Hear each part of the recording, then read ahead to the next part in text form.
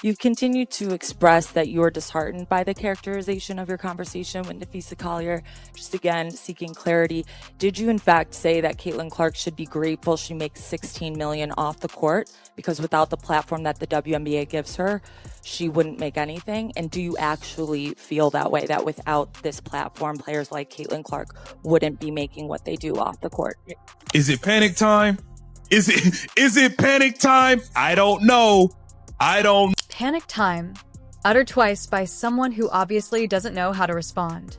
This is the reason they ought to be in a panic. Because the WNBA's recent events are no longer rumors. It's not conjecture on social media.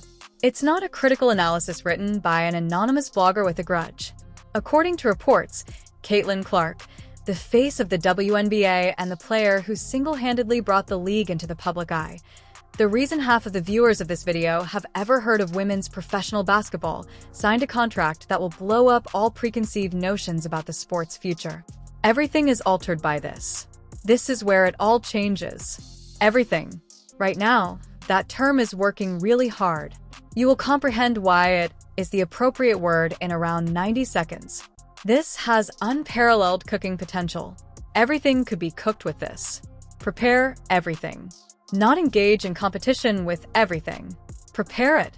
And given what we now know about the recently negotiated music agreement, that may be the best three-word synopsis of what's to come. However, no one is connecting to this. The most perilous aspect of this tale is not even the $150 million figure that has blown up every sports platform in the past day. The most risky aspect is what Cathy Engelbert's response exposes about the WNBA's true level of exposure. Music, and that story begins at 4 in the morning with a room full of terrified executives rather than with Clark. Now, let's set the scenario. Because the breakdown of this whole thing is just as significant as the deal itself. Project B, the international women's basketball organization supported by Saudi Arabia, has been working covertly and deliberately for months. The kind of systematic, patient money transfer that only occurs when you have a $10 billion war fund and no sense of urgency around deadlines.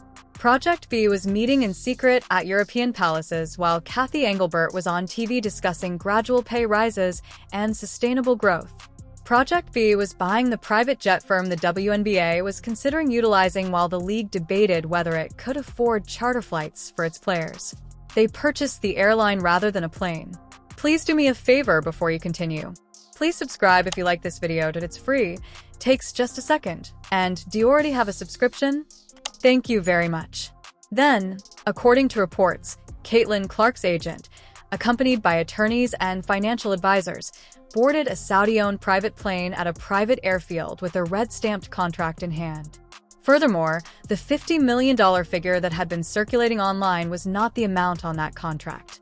It was $150 million, 5 years, fully guaranteed, and gave Clark a say in the organization's management structure in addition to a small ownership position in the newly formed league.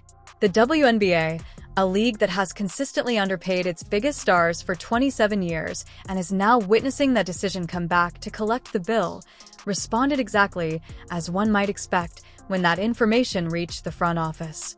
We are told an emergency 4 a.m. meeting was called by Commissioner Cathy Engelbert and NBA Commissioner Adam Silver to handle what insiders are calling the Great Exodus. According to reports, Silver was spotted yelling into his phone, asking how they allowed one player to be valued at more than 25% of the league's total. At 4 in the morning, Silver was yelling into his phone, wanting to know how they allowed this to occur. Commissioner, here is the response to that query. You allowed it to occur because for many years, you did not view the WNBA as a true professional sports league, but rather as a charitable endeavor. You allowed it to occur because sustainable growth was the response each time a WNBA player requested to be paid her fair market value. Because you believed loyalty was unrestricted, you allowed it to occur. Caitlin Clark simply put a price tag on how much it costs, so it is not free.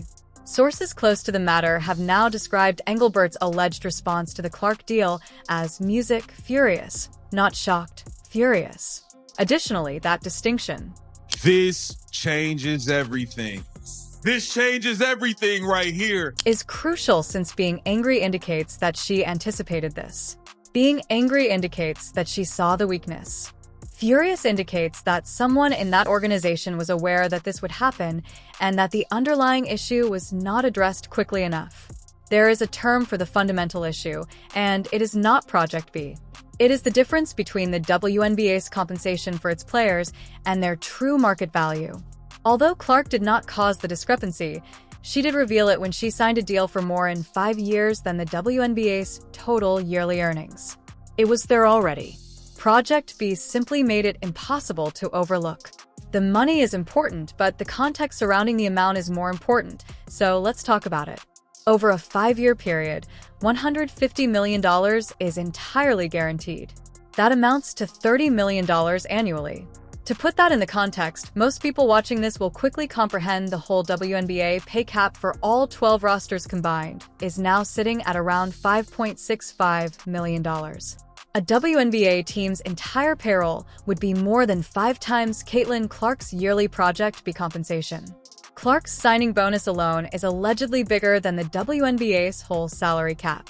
Not her annual wage, her signing bonus. The upfront sum she received solely for consenting to sign the deal. For their best players, they're giving contracts for $1 million every game, and that is only the base salary.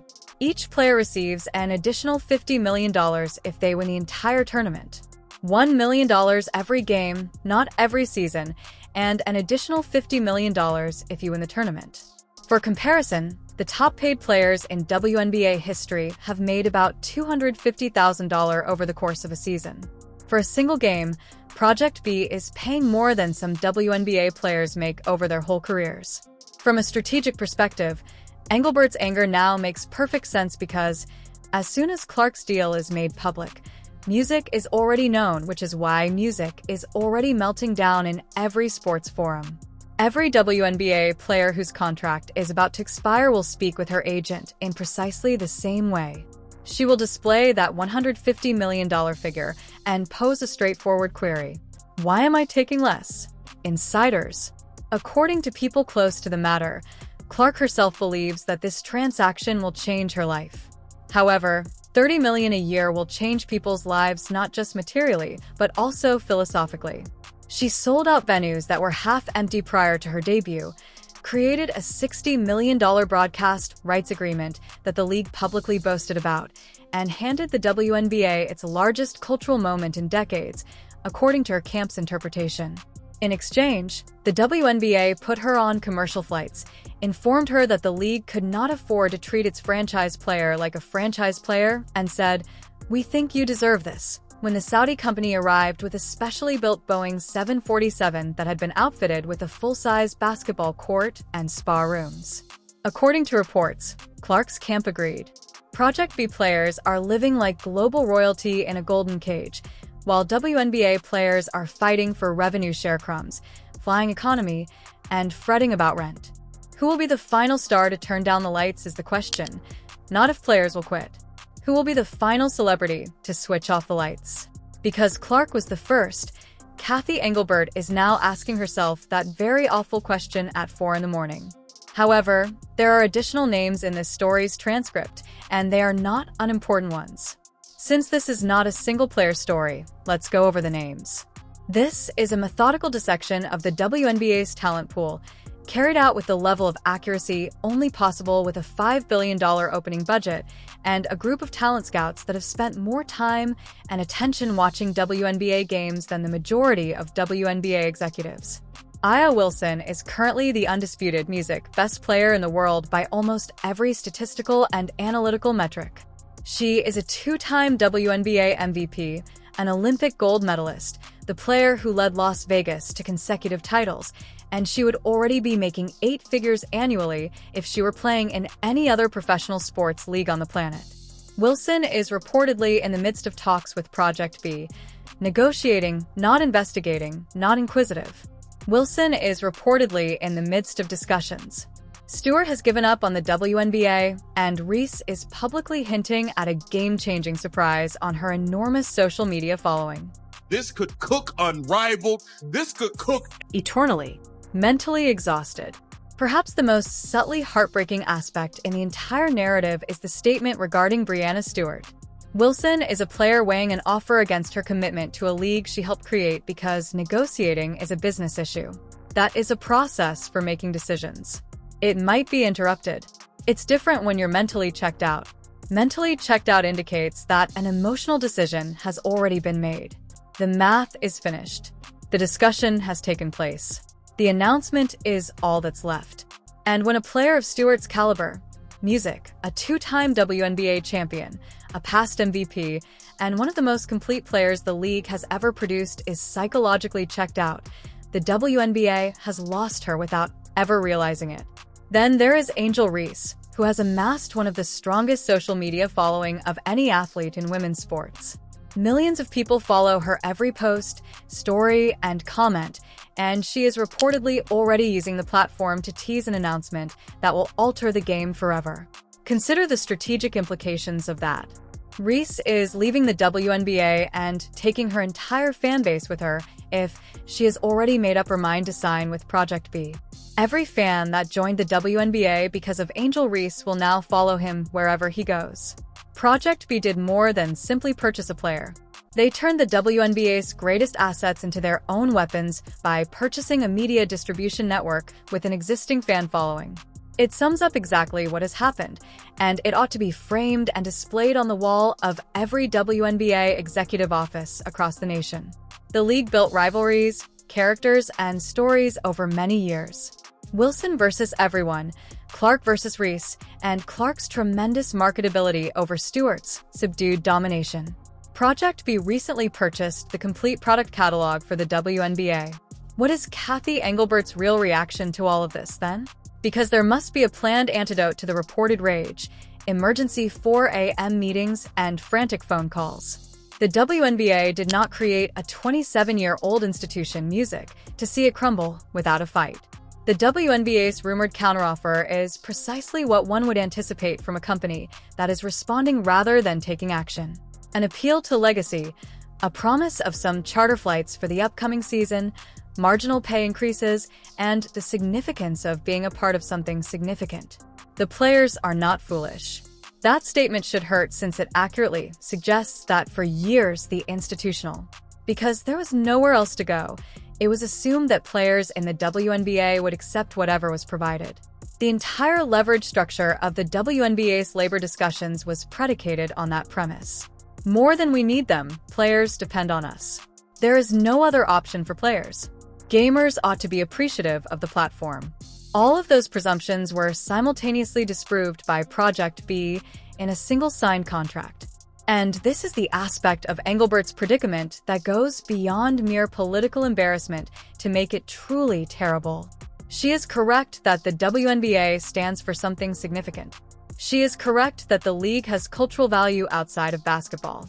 Being a part of the organization that made women's professional basketball feasible in the US is a legacy argument, and she is correct.